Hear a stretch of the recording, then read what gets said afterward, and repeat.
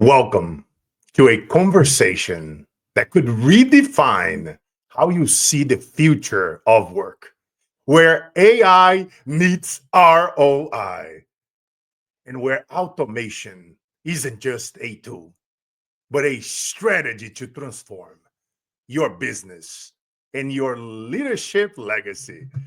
Today, I have an honor to interview a great friend, Doug Shannon. He's a global intelligent automation and Gen AI leader, AI agent and strategist, and innovation, top AI voice, top 25 thought leaders, co host of Inside AI, speaker, badass, father, incredible human being. Welcome to the stage, Mr. Doug, aka Shannon. What's up, brother? Hey, I appreciate it, Carlos, man. Like, it's fantastic to be here.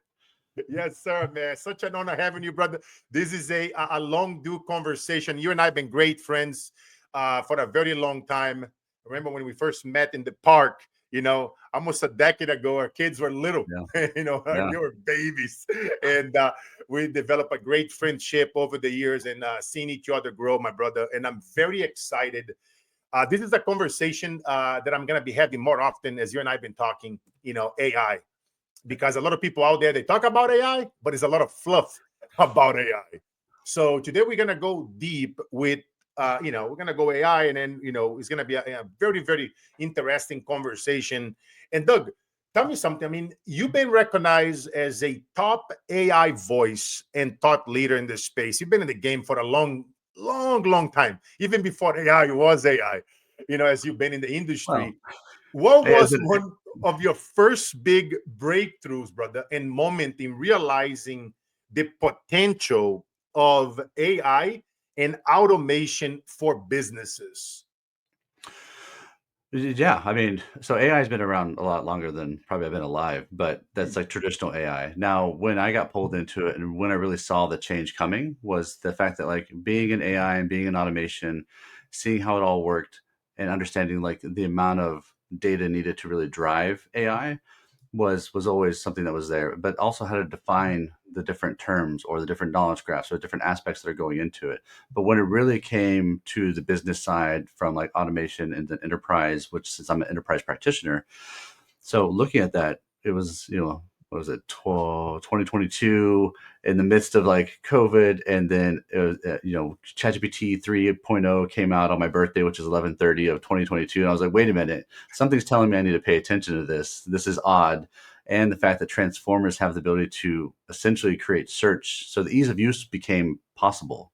And that ease of use really is what changes dynamics or changes vertical understanding of where markets go and how businesses can thrive on this, because now like the common man, the individual can actually be enabled by this.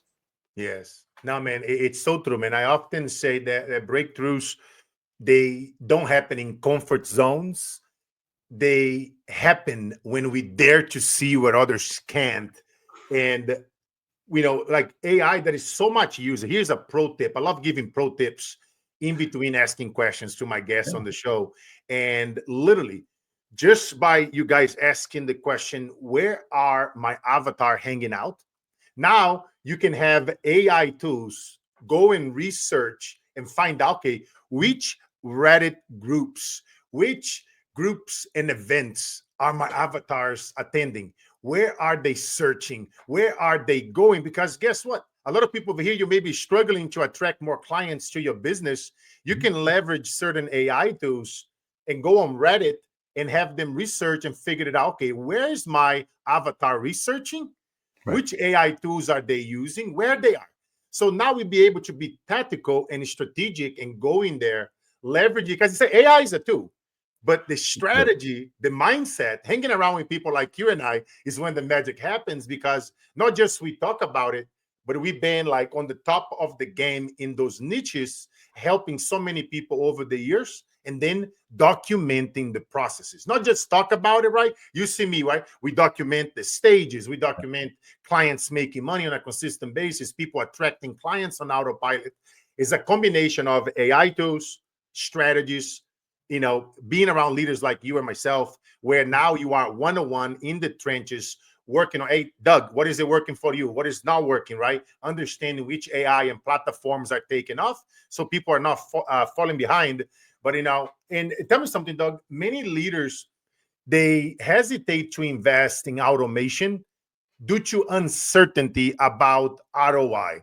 How do you, like demystify, that, and then not only that, how they can help other leaders see the value, in really investing in AI tools and automate their processes and systems so that they can scale faster and not feel behind by their competition? Yeah, I mean, just to talk about that question. So in general, ROI is everybody on everybody's mind, but then there is the hype and the fact that people are having different terms for different things. So even just going back to what you were saying about avatars versus like co-pilots or assistants or AI agents, all these have different terms and they mean actually different things. But we could talk about that a little later. But over on the ROI side, enterprises and small businesses and large businesses are saying, how do we save money? And so really there are some businesses that have shown, hey, they cut jobs early. They said, we're going to do everything with AI. The problem is they lose that tribal data. They lose that tribal insight. Their employees that were the SMEs, the subject matter experts, are then lost. And then they have to go hire them back because they're like, oops, we messed up. But the real win for ROI is something that I talk about a lot. So many people that watch me and have heard this, but it's the fact of like, if you want ROI, it's the fact of it's not fire. It's just don't hire. Why would you hire? Like the cost of hiring is always going to be more than it is to getting rid of people and then having to rehire them. So if you look at it, you say, well, if I don't fire anybody and then I drive insights and I drive enablement and I drive empowerment of my people to do more, well, my already existing group of people that are employees will be able to do 10 times the work of anybody else because they already know the systems, they already know the company, they can drive that forward. And then why do I need to hire anybody? If I don't hire anybody, I'm saving 3 to 6 months of training. I'm saving all the pension, all the stuff I'm paying them, the benefits, all that stuff. I don't have to worry about it. Now, as a business, people do focus on like, well, what happens if we do lose people? What happens if we do have attrition? What if we do need to get rid of people because we automate or we use AI to drive a certain subsect of a job so much that really we don't need that person? Okay, fine. If you have to get rid of somebody, understand the fact that on the don't fire side, people will also attrition themselves. Every 2 years, people leave jobs, they change jobs. And that's kind of the way that if you look at it that way, that's instant ROI. And so that's the answer and how I see it. Yeah, no, man, it's interesting you say that. I often say, Doug, ROI isn't about cost, it's about unlocking the resources you never knew you had. And you and I were over here in the Bay Area in Silicon Valley, and we're watching those billionaires, right? The tycoons, and see what they're doing. Look at what Elon did when he came in on Twitter. I think it was 70% of the workforce, it was released, if I recall correctly, the numbers on the top of my head. And then we have Zuckerberg now kind of following his footprints. And, because he can pick up an engineer for half of the cost it will cost an American engineer, having those guys, outside US, leaving their countries where now cost of housing is cheaper. And, he's saving, you're talking about hundreds of millions, right? As Tons, he has yeah. so many employees. So it's interesting. And I always say, the trend is your friend, paying attention where Elon, Bezos, and Zach, Yep. where are they moving? Why? And it's incredible to see where are they going, where are they investing, the AI tools they implementing. I often tell people, pay attention to the new tools and creator features they release on social media, because Yep. when we test those features early on, and now not only we leveraging the AI components, but now we bring this right here, what you and I are doing, right? In real time, connecting with our followers, our raving fans, the CEOs, and the event organizers, and all the incredible people, coaches that listen to our show here. It's power in that, and that's where finding the happy medium there, right? Leveraging the correct AI tools with bringing personality in yourself, blending with those tools on social. You know what I mean? That is so much more than there. A lot of people, they rely so much on AI and they forget about to bring the personal component to connect, because Yeah. people want to connect with you, right? The CEOs, Right. and that's why they hire us to come in and speak at their events about AI, leadership, Right. influence, whatever the topic may be, right? And it's so important that we are leveraging these tools, guys. Go on, X, Facebook, LinkedIn, Instagram. Go on all these accounts. Play with the features that are there. Whenever you see something that say new there, go ahead and use it and watch the amount of views, the amount of impressions that they will give it to you for free just for trying their new AI tools. You know what I mean? But it's so much more in there. And Doug, but I want to go into something here. Your ACT leadership model emphasizes alignment, clarity, and transparency. How can leaders use this model to integrate AI effectively while maintaining trust? Yeah, I mean, so the ACT model for leadership is in general, it's like when you're aligning your company and kind of like what you were just talking about, other than the features and other than these large companies and these billionaires moving to different aspects, they're also moving in a very cultural way.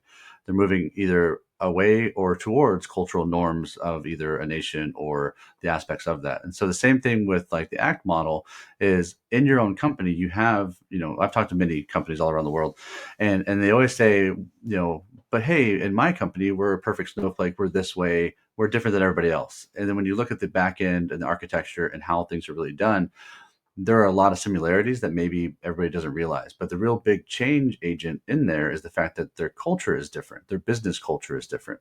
Doesn't matter where they're from. Doesn't matter what nation's from. I'm talking like just the overall business culture.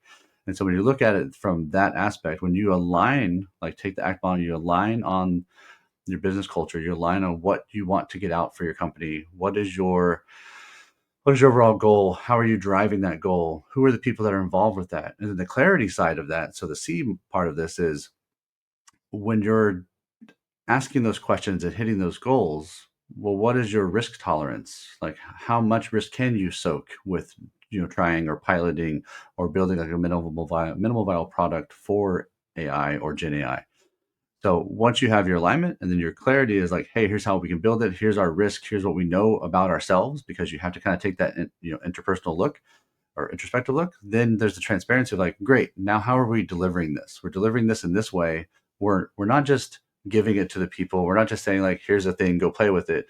We're saying, here's how we're going to enable you to use this. Here's how we're going to empower you to do more with it. And here's at the end of the time, like once you empower, once you embolden, like essentially your teams, your people, your employees who are your first customers, and they should be treated like that, are going to be literally emboldened to do more. And so you take that transparency back, and after you've aligned it and you've got clarity around it and you built it out and you delivered it, you gain trust. And that's one of the biggest issues right now with AI, with the world that we're in, with the innovations around us, is we don't trust it yet.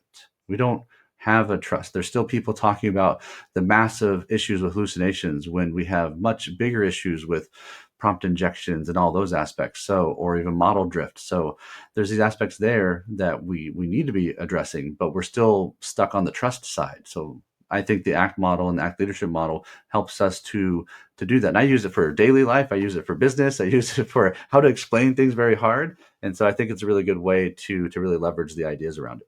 No, man, I love it, brother. I love everything that you do and that you talk about in the AI space. And that's why I want to have more leaders like yourself and even ourselves talking about more often about AI, because I think it's good to bring our perspective. As we are over here in Silicon Valley, we are deep inside. We heard the ins and outs.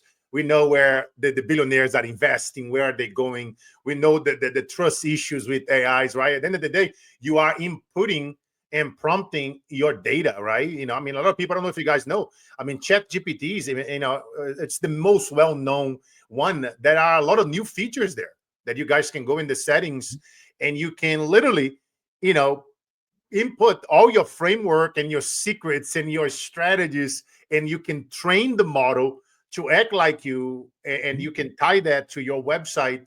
So now, you know what I mean, your own customer service. So if you guys see yourselves repeating yourselves saying the same thing over and over, you can create your own AI model, tie it into your website, your socials, where now it responds on your behalf.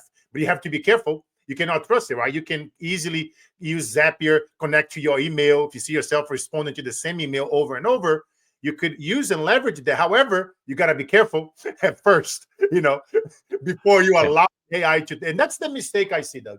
People get excited. They learn about AI. They start playing around with Chat GPT and some other tools that are there. A lot of great tools. But you hit up on a very good point. the trust issue. And you have some incredible frameworks for success when your GAAA and Soto Tolo frameworks that have gained global recognition. How do these methodologies they ensure businesses evolve, staying agile? Yeah, I mean, the way it works out is that, many companies just need to really, again, like align on their stuff and see where it's going. But the different models I use, like the GAA, like, and it can be named anything, but I'm trying to get people to understand like how to leverage like classic project management, classic understandings, things that they can align on together. So when you're using a model like that, when you're like building it out to where you can gauge like where you're at, or what is the, again, like what's the ask, what's the pain point, what's the issue that we're talking to, how do you analyze that aspect, right? And then how do you automate that, if you can do that, because if you can leverage it, because right, the biggest issue we have right now with AI and especially enterprise is data is still not being filtered. Like, you have enterprise data, but you need to filter that data. You need to understand like what is IT, what is HR, where do those live and how are they defined, and then categorize those again to get more understanding of the data around you. This is some of the other things I talk about in the space of like, we need to build ontologies that really we can leverage our people. We would need to understand the what, where, and why of the data so that we can say, hey, inside of my own company, I'm going to do a project that's on this specific subject about like solar, photovoltaic sales. Okay, great.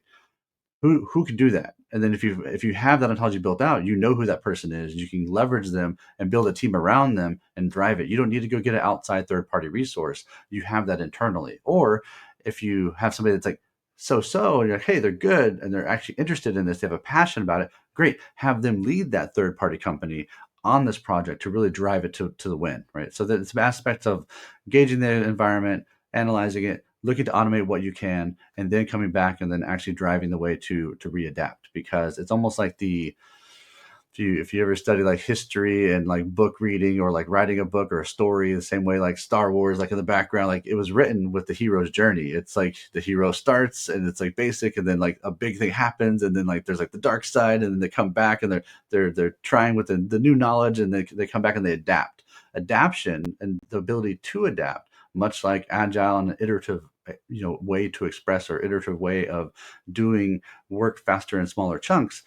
That's how we have to do this. And so, yes, I'm saying a lot of things that many people know, but many people don't realize how they can adapt those same methodologies, those same structures to drive this new innovation technology. And that's what leaders like myself and others are trying to do, is help teach and bridge that gap, because there is that distrust, there is that unknown factor. Yes, no, I love it, man. So much to unpack there. As you touch on some great subjects that I love talking about. One is data, right? Data mining. I often Mhm. teach, influencers, coaches, and service providers to go do data mining. And now, not only you can use AI, but you got to be careful. I normally like the CEOs are actually calling the last 5, 10 people that handle you cash, the last 5 or 10 event organizers that hire you to speak at their event, or the last 3, 4, 5 CEOs and decision makers that hire you to come in and do a workshop for their company and ask them a question, which is one of a $1 million question frameworks that I use. Where in the heart of hearts did you decided emotionally and financially to hire me as your consultant, as your speaker, as your workshop, whatever that service that you guys sell or you provide? You got to call the last 5, 10 clients of yours, or if you've been on stages and you guys know the power of being on stages, right? You're building credibility, you're Yep. building authority, you shrink the sales cycle. Now all you got to do is just to do that more often. I call that data mining into your clients, into your base, get into their subconscious mind, because you already know that whatever the answer that will come out from their mouth, now you'll be able to take that data, leverage with AI, and now you'll be able to become more creative. That's the difference in 10x or 100x your revenues this year, guys. You know what I mean? It's Yeah. being a little bit more creative than your competition. That's what the variable lies, is in Right. creativity, right? Like I say, AI is the tool, but right here, the mind, the mastermind, and what are we doing now? That's where the golden, the strategist comes through. So once we collect that data, now we can use AI. Now we can look, okay, where are some of the top biggest influencers in the game, whether it's in AI, personal development, consulting, or motivation. Now we can take a few samples of what they are doing that's working, bring that together, have AI analyze that data, create a tone of voice that speaks and resonates with our ideal avatars, and now unleash, become creative in the content that we put out. How creative are we getting with putting things out there? The podcasting, right? Interviewing one another, like we're doing over here. This is like you and I, no AI, right? We're talking about AI, but no script, no teleprompting. Is us bringing value, giving a different perspective to our listeners. I know you guys love learning about AI and scaling and growing, but and so very, very interesting conversation. And before I forget, you touched on a very great point, the hero's journey. And every time you guys are putting content out, you creating, I don't care if it's a podcast, a long form video, and telling a story, a documentary, a film, a cartoon, whatever you guys are putting out there, if you don't follow the hero's journey, it will tank. We've been programmed and trained since childhood through the hero's journey on cartoons and movies.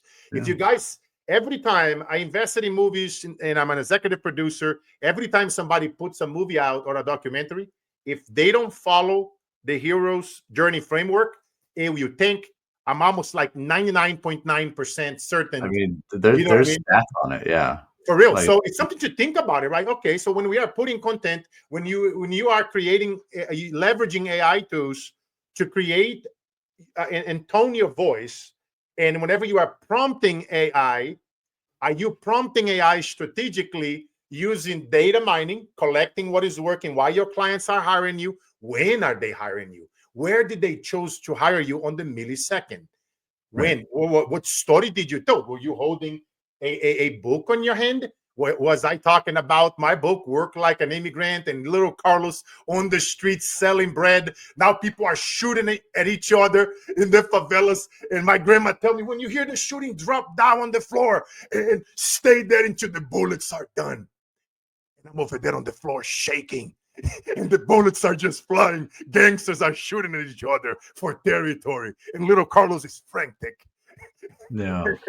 And I wouldn't stand up, and I'm 7 years freaking old. You see, guys, what I did here, right? I'm interviewing Doug. We're bringing you guys strategies, giving you guys different perspectives. We're adding value, giving you strategies. You see what I just did? I brought you guys into the story. I went into the struggle. Little Carlos selling his bread, coming back home, and now gangsters are shooting at one another for territory. Yeah. You see what I'm saying? So it's like I like to talk, interview people, but also educate, right? This is an educational moment here. As you guys know, this is interactive, and you see Doug and I doing this more often. But go ahead, Doug. Yeah, there's a technology side of this too. Like the same way that you're explaining what the aspect of what you're explaining there is that yes, it's storytelling, but AI gives the ability for all of us now to do this. It doesn't matter even if you don't speak English, if you don't speak, like the ability to tell it in your own language, to get it done, to drive it forward, that's there. And yes, you can use the history of like whatever you chat to start to build out like an understanding of who you are, what you do, what you drive. Even just after a while, just like looking up yourself. A lot of people get a lot of joy out of like, hey, what do you think about me, or what does my life look like after talking to AI for so long? And then it gives you an example. You're like, whoa, like it gives you that perspective. But again, it's that mirror that we can hold up to ourselves and say, what am I not learning? Or I've even asked it, like, what am I missing, like off of me speaking to about things and driving things forward? Like, am I missing anything that I'm not speaking about? Like, how can I help people more? How can I train better? What, give me some ideas that I may be missing, or something I might be missing from like the sidelines or getting flanked on that I don't realize I'm not talking about. And it'll give you some general aspects of that. Do you take everything as 100% like verbatim? Like, no, it's like Wikipedia. Do you trust everything on Wikipedia? You shouldn't. So you shouldn't trust AI either. But there's that aspect of like being able to like tell your story and being able to do it in a way that, just like Carlos explained. And it doesn't matter if you're a good speaker or not, like it can help you get through that. But also the biggest thing I think that people don't realize is one, that all humans, all of us, we're all biased. We're biased creatures. the data we put into these systems, although we talk about, oh, it's biased, that's our fault. Like we did that, we put that in there. Now, where AI can help us is that it does hold that mirror up and it shows us, like when we're typing something out, even just replying in an email, and you put it in there and you say, hey, I'm trying to explain this concept or this thing to this person, and I may not, and then it replies back, and you're like, whoa, I was actually kind of biased in my email, or I said some things that may not have looked right. I'm glad that this kind of cleared that up for me, because it has governance and groundwork and just the change control process there of saying, like, here's how you can do this a different way. And it's very normalized now that it has really good grounding, and it has aspects of that. So I think that's another way to look at this, is like everyone is enabled. Don't let the fact that you can't do something hold you back. AI is now bringing that great leveler of humans. Yes, no, for real. Let's say, for example, let's say if you love Doug's energy or my energy, you can actually use AI to replicate how Yeah. we teach, how we talk, and now input your data in there to go and present it. Not only that, here's a pro tip: anybody that's seeking to get paid to speak on more stages overseas, how often are you guys using AI to translate every post and video that you guys put out there on YouTube, on social media? Are you translating to multiple languages and SEOing in those languages? So a little pro tip for you guys. You guys know I love adding value here on the show. And if you got overseas, they love Americans. A lot of countries are very Americanized. I'm half Brazilian, half American. I know in Brazil, they pay, if I use my Brazilian passport, I get way less money than if I were to say I'm an American, not Brazilian, and use my American passport. They Right. pay so much more money in Mexico, in Brazil, in Spain, Italy, London to Americans. They love our accent and they love Americans. They super Americanized from movies, Hero's Journey, baby. Mhm. They already trained. They love America, the American dream, right? That's their dream, to fly, to come to America, to Disneyland, to Hollywood studios, to Malibu. Right now, Malibu is a little crazy. My prayers. I was just in LA, but we've been supporting a lot of people out there on the streets. I have family, I have loved ones. You guys know I have properties here in California, northern and southern, the same way, I'm also all over the place in Brazil, in Florida. So my prayers are to my friends, my family members, anybody out there in LA to lost their houses. There are plenty places in LA right now you guys can assist. The Fire Department Foundation, the food kitchens. There's a bunch of cool foundations that you guys can Google up and see. All these places, they are accepting donations right now, and is going to those people that lost their homes. The homeless is insane in LA. The chaos, the crime right now, people burgling some of those properties. It's total chaos out there, man. The National Guard on the streets. It's like movie shit without being on the LA set. And so my prayers are definitely with all of you. And you guys know the Carlos Inspire Show. We support so many causes. We have so many campaigns to help feeding people. They are facing hunger. You guys know me. I'm on the streets. When I'm out there, I go on the barrios of LA. I go on the favelas of Rio. I go on the barrios in Mexico. I go on the streets in Oakland, in Stockton, and I look for homeless and I look for people struggling. I handle them cash. I look for women in parking lots selling their tamales and their strawberries. And I ask them, how much did you make today? And we give them cash. Thanks to all of you guys that listen to us, that donate to our campaigns. So I appreciate all of you guys, and my prayers are with all of you. But back to the show, Doug, as this has been a very interactive conversation. I love it. Yeah. And Doug, let's talk a little bit about the AI leadership balance. Automation often raises fears about job losses and the loss of a human touch. How can leaders balance leveraging AI while empowering their teams? Because you and I, just in the several 5 years alone, we've seen, let's call it 70% workforce of Twitter, Facebook, Apple, all these companies that you and I know their leaders, been there, spoke there, and we are in constant contact with many of those folks because, over here, Silicon Valley is kind of is a small world. Everybody that's in our space kind of is keeping up and watching what everybody's doing so that we are ahead of the trend and not falling behind. What do you think about how can leaders balance them and leveraging AI while empowering their teams without that fear of the job losses that's out there. Yeah, I think the biggest thing is just admitting first that they don't know about AI. They don't understand what Gen AI is. They don't understand the opportunities that are out there. You're going to hear, the amount of hype and things that you hear, and the thousands of companies that open their doors every day as startups to say, we're doing this thing and we're doing this open source. We're using an up-tuned amount of different llama models to do different things.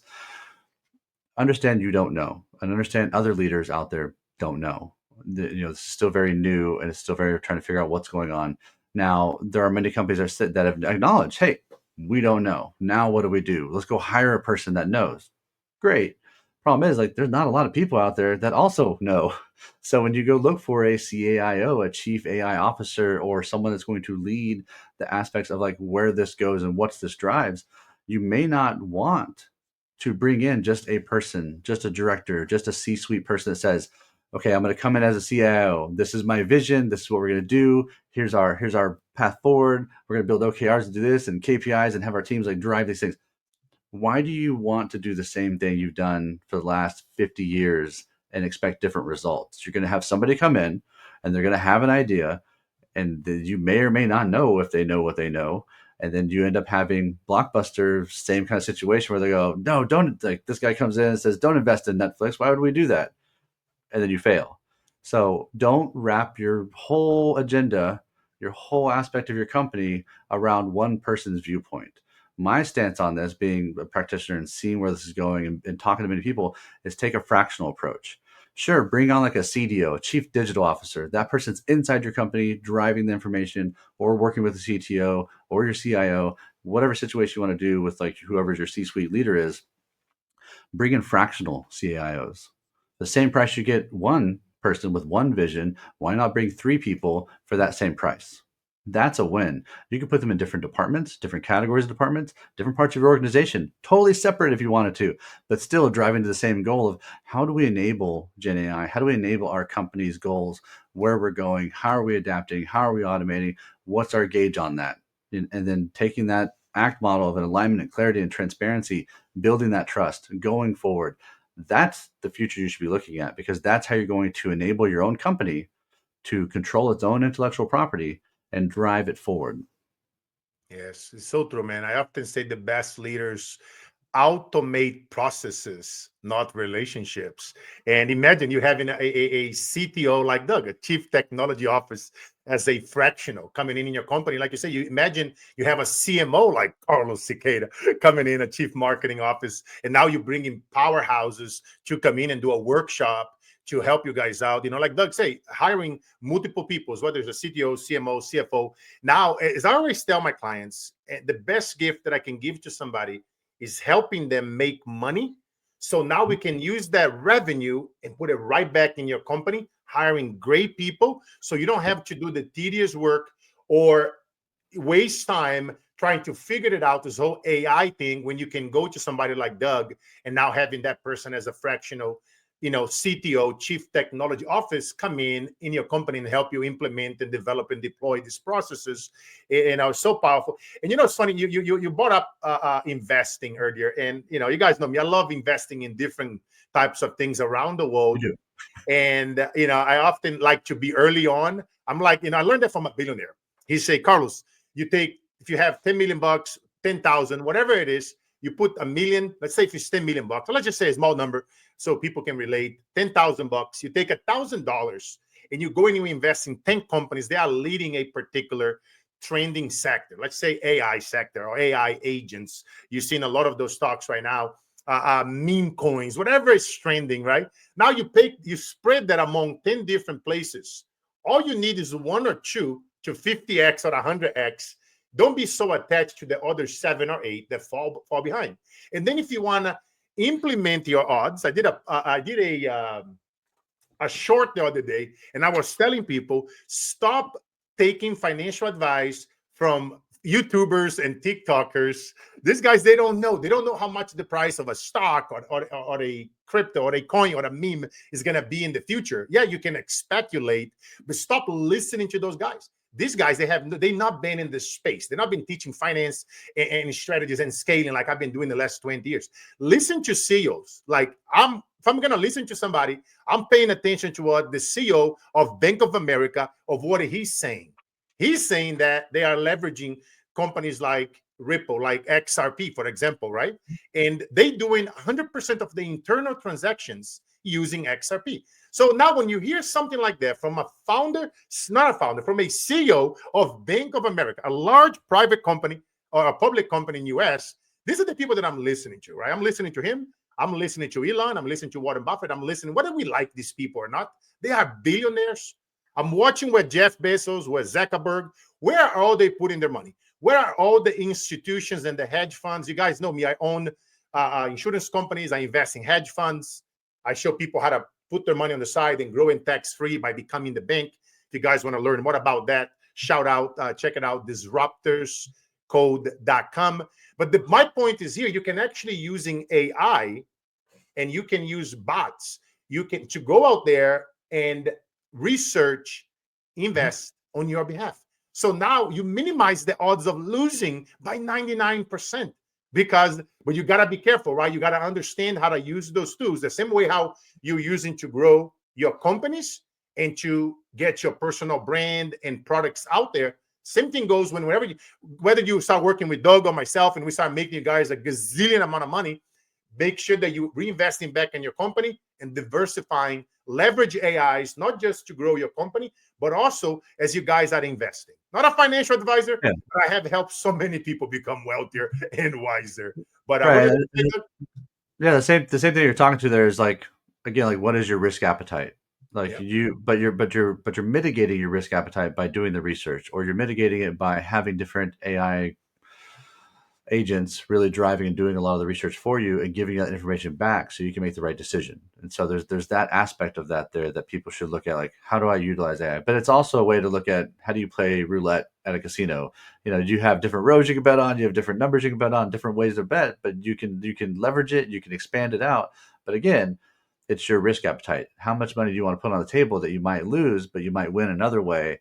There's aspects of that you can kind of, differ. Yeah. So it's just a different perspective. It's so true, man. Yeah, because let's say if you take $1,000 and you give it a bot to go trade on your behalf, now you can set up a stop loss and a take profit, whatever is your appetite, right? 10%, 20%. Yeah. And now you have the okay, great. This thing, worst case, I can configure my bot to be on a 10% stop loss and 30% take profit.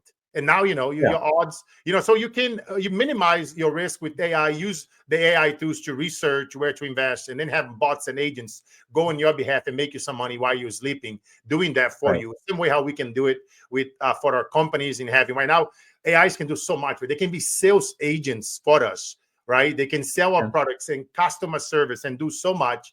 And let's talk a little bit about scaling for the future, Doug. What advice would you give to a business owner or CEO looking to scale with AI, but unsure where to start? What is something practical that we can give to our listeners here on where to start to scale with AI, but not sure where to go? Yeah.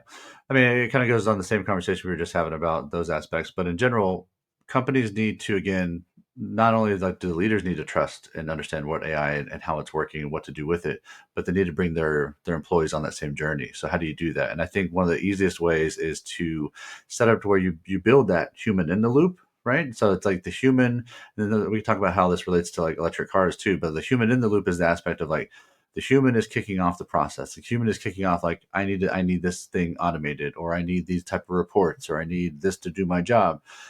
However, once you kind of get down that path, which that's the starting path. Like, and this is why most people will say you start with automation. Okay, cool, start with automation. And the reason why is it's also cheaper than Gen AI. So automation is almost like free compared to Gen AI in some regards, depending on how much ROI you get out of it. And if you become cost positive meaning, are you producing more ROI than it costs to run the automation aspects of that? So intelligent automation has some key benefits. Whereas Gen AI, a lot of people, like, there's a difference between a practitioner versus a researcher. A lot of these researchers that you hear all these white papers coming out and this aspects of how AI co-pilots and how assistants and how these chatbots that are now becoming more AI agents, basically do it all, and they do all the automation in general, but they forget the key issue here. Like when you're using AI, you're costing tokens. Tokens cost money. But if why would I? The biggest thing I try to get people to look at is that if I want to pull down 100,000 page document, why would I use Gen AI for that? Because that would cost me more money than it would with automation. And so those aspects that people need to really realize, like, yes, Gen AI is disrupting everything around it and potentially automation, yet it's cheaper. It's cheaper Yeah. to do automation. So where would I move? I would advise companies to, one, look at automation, getting their processes understood, starting to use AI to get that filtering of the data, categorizing of the data, bridging the two together. Start with a human in the loop where you have people that are kicking off processes that they are known to need, but your people also are your kind of your experts or your SMEs, like your subject matter experts or your domain experts, driving what those look like, how that looks. And then you get an idea of, well, what does their process look like? Is that normal? Do you have 5 people doing the same process 5 different ways or the same way? And then you can start to align on those aspects, building better alignment on those details. But the future goal, right, is not human in the loop, it's human on the loop. Yeah. Same thing with like electric cars. Right now you can have a Tesla and you put it in drive mode, it's driving, but it still requires you to be in the loop, pay attention, grab the wheel every once in a while just to make sure you're awake. It's watching your eyes to see if you're looking the right way or not. That's human in the loop. But human on the loop, like the taxis and the Waymos and all these things, you're just in the car for the ride. It doesn't care what you're looking at. You can be doing work, you can be doing other things. The same thing with automation, the same thing with Gen AI and your companies. When it's on the loop, all you need to understand is you have audit controls that you're checking, like, did it do what it was supposed to do? And then who gave it that, like, who's responsible for that overall command or the overall use of that AI agent? Well, somebody has to be responsible, or again, we don't have trust. If you aren't aligning on, okay, our company's using AI agents, it's doing these factors. Okay, the clarity is, well, the audit and the clarity is, what is it doing? Is it doing the right things? How does that work? Is it touching the right things? Does it have the right RBAC, like role-based access control? Do we know what it's doing? Great. Well, the transparency is we know what it's doing. We have the audit controls. We know who's responsible. The human in the middle, like me here in the middle. Now you have trust. We know exactly what's happening in the company. We know it's not nothing crazy. Everybody's now enabled. My people are now able to do 10 times the work. I don't need to hire more people. They're actually attritioning themselves out. But like, if we need more people, we go get the people we really need. We don't just need bodies anymore. We need specific people with specific traits or specific leadership skills to drive that forward. I think even and Carlos, you may know this, like the quote that Steve Jobs said back in the day, like, if I'm hiring people, I expect them to be the experts I'm hiring them to do. I don't need to do their jobs. Like, they should just be expected to do it. It's something along those lines, but it was a really good quote. Yes. So that's the Yeah, future. no, shout out to my brother Steve. I have the honor to meet him, before he passed. I've been over here in Silicon Valley for almost 23 years. And I know that, there's one guy that I miss having here on the show that I couldn't get it. And I know that he's smiling in heaven right now. Everything that the legacy that he left. I often talk about, scaling isn't doing more. It's about doing smarter, right? You're touching a few great points here, brother. I always talk about less is more, right? I tell my friends all the time, all you need is, like, if you want it to be on more stages, is one stage a month. You don't need 5, 10, 20, being on Zooms all the time, wasting time on being a bunch of Zoom calls and people cannot afford your services. No, just focus on, okay, what is the problem your avatar seek and they don't have, that you can fix it with your frameworks. Use AI, look at that data, look where these people are hanging out. Look at the pain that these people are going through that they are seeking and they don't have. Right now, people are struggling with AI. Great. They come to Doug. They're struggling with sales and marketing and attracting more clients on autopilot. They come to me. We go in depth. We go in. A lot of people, they don't even do a audience segmentation, Doug, where understanding who are the people that are more likely to handle your cash.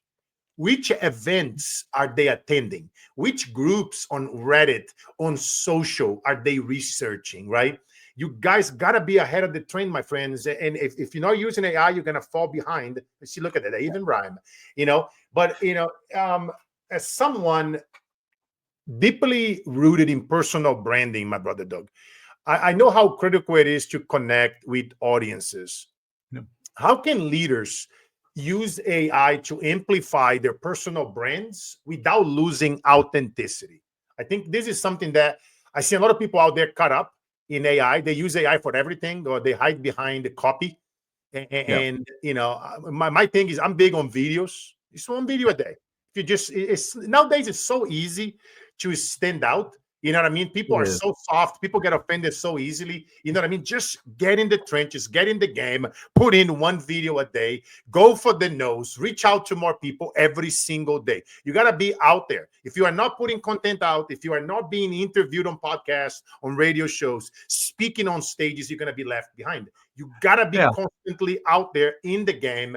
And I figured that one of the best ways to connect with people, to shrink the sales cycle and to attract clients on autopilot, is by doing what we are doing here, connecting real, raw, keeping at 100, which is another big thing that I see out there. Too many gurus and people, oh, work with me and you're going to make money next week, next month.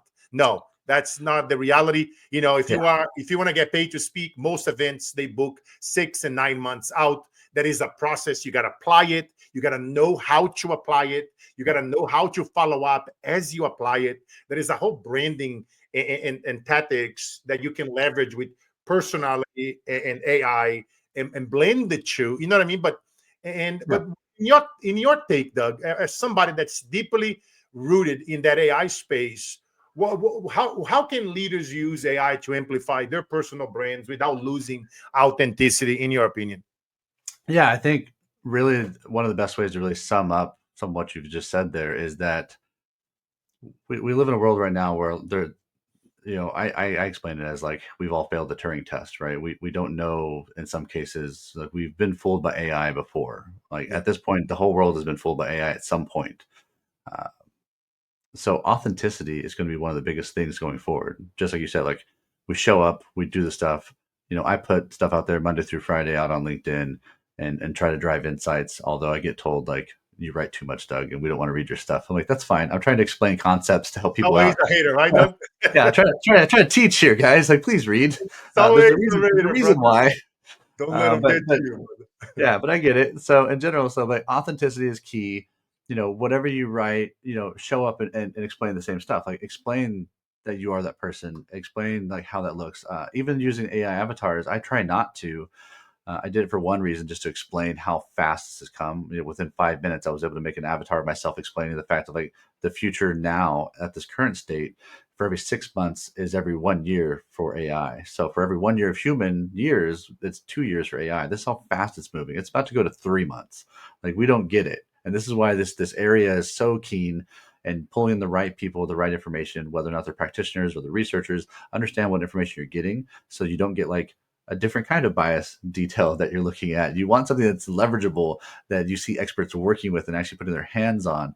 So authenticity is key. Now, the other aspect is leaders have their own, they have their own echo chambers. They have their own understandings. They have their own cultural differences, from either national, from personal, to just understanding the world around themselves. Use AI to help you get past some of those things. Use AI to say like, hey, I understand this in one language, but I want to get that concept to another language, because we've always had that issue with humanity. It's like, how do we transgress one from another? Well, AI can be that gap, be that bridge between the two.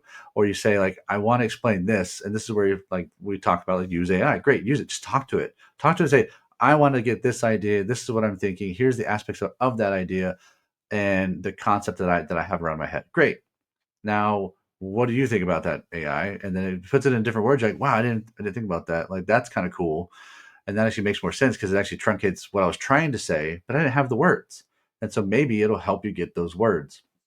By doing that as like a normal thing that you do, you're going to teach yourself to get better.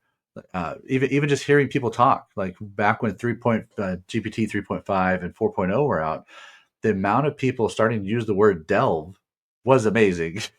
It literally taught people to change how they speak, because the tools use the word consistently.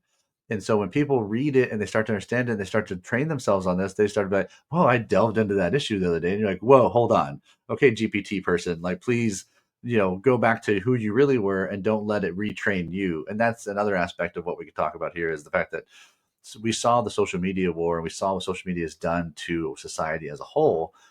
Just think about 10x, 100x of that, with how AI can gamify, can push agendas and all the fake potential of like videos and images and all that. Like that's a future we have to be aware of, and there's some concerns there. There's some massive concerns that, Doug. You made me think about a conversation I was having the other day about all the fake profiles that people think are humans that they're actually engaging with and following Yeah. and commenting, and it's just an AI replying it back and putting that content. It's not even a person behind. The AI became so good where they can mimic 100%. They can make it look like super authentic. It could. Yeah. It's almost like it can do what you and I are doing here, right? Well, I mean, we're in danger just by talking because it can record like, this same podcast, this same interview, and Yeah. then it could be like, oh, we took Doug Shannon hostage, and then call my parents and be like, see, Right. it's Doug. Here's your proof All of right. life. And like, Remember how the other day is gonna. You and I were talking about this. How in the future, where we could never, it's crazy, right? You're gonna get to a point where when you call a loved one, they can. You're gonna have to have a code, to make sure. almost, yeah, seriously, It's yeah, just scary, guys. It's just scary, but you know what I mean. We gotta embrace it. But you know what I mean. As I always like to say, in this digital age, authenticity isn't optional. It's your superpower. I often tell my people, "Oh, Carlos, I've never been on a stage or I never got paid to speak." When they come to me for help, I say, "Don't worry about it. As long as you have something that can help others, that can leave them in a better place. If you already yeah, help a few clients overcome a problem they seek and they don't have, that you are able to fix with your superpowers, I want to hear it. And if that is yourself, let me tell you a secret. The unknown person in the room has the greatest leverage, my friend. They don't know you. They don't know your story. Guess who the pressure are? The pressure are on these guys, right? The pressure is on Tony Robbins, on David Nelson, on Les Brown, on Jay Shetty, right? The pressure is on them. If you're gonna go on the stage after them, don't worry about it. Don't be intimidated. We're all humans. The pressure is on them. They are successful. They are out there spending millions of dollars promoting themselves. So, but yourself, you have a story. You struggle with something. You overcome it. You've been through your hero's journey, right? So, and they don't know your story. When I go on that stage, I own that stage. They don't know my story. They don't know how hungry I am. They don't know that I saw kids being shot in the face when I was a kid, when I was yeah, selling bread and people are being in the abuse, mental and physical, that I went through. So when I go on the stage, I transform the energy, that hate, into a drive, into a force of good, into a force of God, and I bring in the heat. Because I don't want to just motivate you and be your motivational speaker. I want to be the one that inspire, that planting that seed, and bring incredible guests on the show, like Doug, like all the incredible people that I have here before, and the amazing lineup that I have coming up for 2025 and beyond. I want to be yeah, the guy that instill you, that empower you, that making sure that you are embracing AI, that you're embracing your story, and that you are challenge yourself to get out there and not worry about, give a damn what they're going to say about you, or what you post, or how you speak, or how you dress, or your makeup, or whatever. yeah, They don't know your story. They don't know how hungry you are. And brother Doug, I'm just fired up, man. I know people are going to want to see more of you yeah, on the show, which you and I already been talking about. AI, we can go on and on and on, but we try to keep the show to an hour. And every week, guys, you guys know the drill. We release the show, carlosinspireshow.com, every Monday at 5:07 a.m. Pacific time, 8:07 Eastern time. And I appreciate if you guys can go on Apple, Spotify, iHeartRadio. And if you have a smart home, say, Alexa, play the Carlos Inspire Show episode 92 with Doug Shannon. And, and if you guys could give us a review, if you guys could share it, if you guys watching us live here right now, shout out to everybody on LinkedIn, X, and Facebook. I love you guys, man. We are getting so much love here. And just the momentum is incredible. Appreciate all of you guys, the listeners. We're doing several thousand downloads per episode. So, man, by myself, I cannot do this. It's with guests like Doug. Like, our previous show was incredible. We had Don Green, president of the Napoleon Hill Foundation. Don Green happens to be the legend, the Don, that mentor people like Russell Brunson from ClickFunnels, Wozniak from Apple, and a bunch of leaders like Tony Robbins and all the legends that listen and look up to him. So, these are the level of the people that we are bringing here on the show. It's Don, it's Doug, anybody that's leading their spaces, whether it's AI, books, scaling, yeah.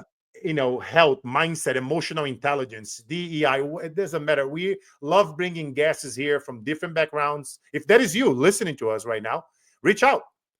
Send me a message with the word podcast interview. Send me a couple of your superpowers, some of your handles on social media. My team will look into it. If we see a fit, all that I ask is a minimum donation, towards our causes. We are always raising money to help people in the streets, and we'll see if it's a fit. And if it is, we'll contact you. We'll talk, and we'll have a great time on the show. And Doug, Yeah. what is one practical step our audience can take today to start integrating AI into their business for meaningful ROI? Let's say somebody's struggling right now, Doug. They want to bring in more clients. They want to stand out. They're struggling. They have a little bit of money and to invest, but they're afraid. They're scared. What is one practical step our audience can take today to start integrating AI into their business for meaningful ROI, brother? What would you do? Yeah, I mean, just starting from scratch, nothing, right? So understand there's a lot of free tools out there. Yeah, you could go openai.com, you can go to Perplexity.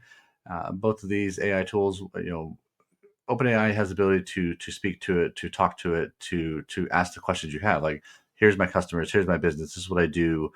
Don't give them your insight on like your intellectual property and the exact how you do it, because anything that you say in there is still being modelized or taken to the background.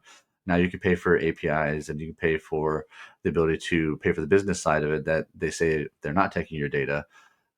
It's still kind of black boxy because you don't understand the weights and everything, but that's the technical side. Either way, the gist is use the tools, talk to it. You can use Perplexity to understand and actually do research. So if you have a business like a baking business or what have you, you can do research with Perplexity and say, well, what are some other ways, or some neat ways or some cool ways that bakers are doing these kind of things around this kind of concept or this kind of product or this kind of service, and you can get different ideas. So the ability to get ideas is infathomable. So I would say talk to the AI agents, do the research through AI agents, get you a new perspective. And then at the end of the day, just understand like we're all human, and just be a little bit more kind to yourself too. Like, to give back to yourself and go, you know what? You don't know everything. None of us do.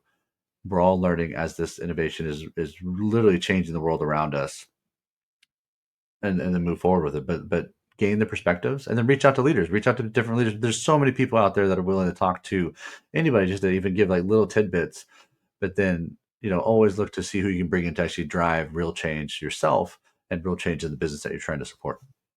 Amen, brother. Amen. Incredible. Well said. And I always tell people to literally practice, practice, and practice, prompting, being be very tactical when prompting AI. And the more information that you give AI, I am in the business of blah, blah, blah. And here's my audience. Here's a struggle they seek and they don't have. Here's how I can fix it with my frameworks. And like Doug said, be careful in giving your gold, in giving your IP, your intellectual property to AI, because like, again, so we are so much stuff happening on the back end that you guys may don't understand yet.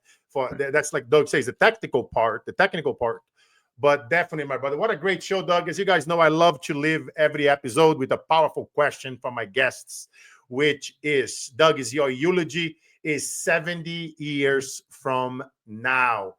Your best friend will be reading your eulogy, and he's going to say, or she, Doug Shannon was ...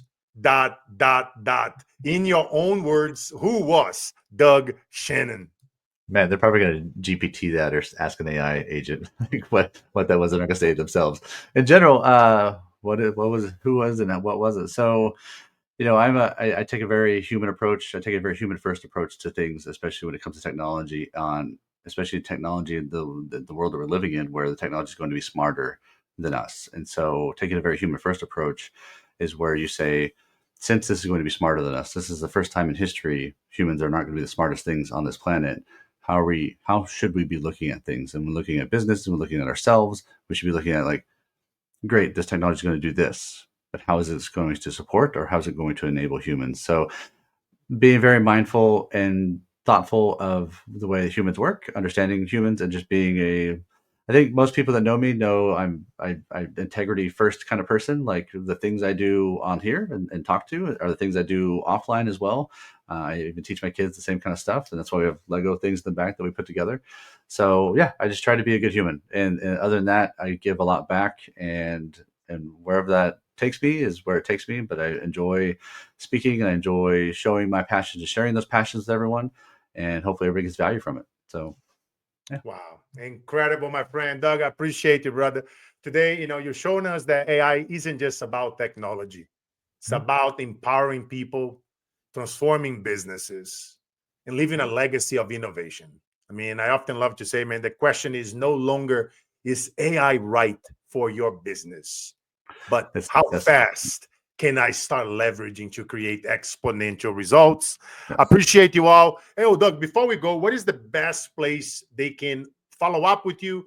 They can, where do you hang out the most on social media, on your website? What is the best place they can follow up with you, Doug? Yeah, best place on social media is LinkedIn, and then to follow me out, you can reach me out there. You can tag me there, or there's also Ask Me, which is another tool I use to help me answer questions. A lot of people want to ask questions or put comments in. They find out that there's still, their own human understanding. They don't want to sound People don't want to sound dumb, right? Like none of us Yeah. do. And so Ask Me gives me the ability to answer questions that people ask. And then I can do that when nobody gets to see what those questions are. So Yeah. there's that, and then just what I do on Inside AI on the YouTube show. But yeah, that's where to find me. Very cool, brother. So Doug Shannon, my friends on LinkedIn, follow my brother Doug. He has a great tool there that you can ask him questions and rock and roll. Man, I appreciate you, brother. I know that you guys love this episode. I mean, looking over here, some of the love being shown already. And I'm looking forward to having more conversations about AI, Doug, with you and some of Yeah. our friends here in the future. Guys, keep an eye on that. And you guys know the drill. If you're a little bit down, if you're struggling, I know January is already towards the end. You guys already probably lost some of the motivation. You know the drill, guys. Whatever's bothering you, don't worry about other people's opinions. Stop taking criticism from people that haven't constructed crap. And the days that breaks us are truly the days that makes us. Much love. Yeah. Yeah. Let's go. Bam.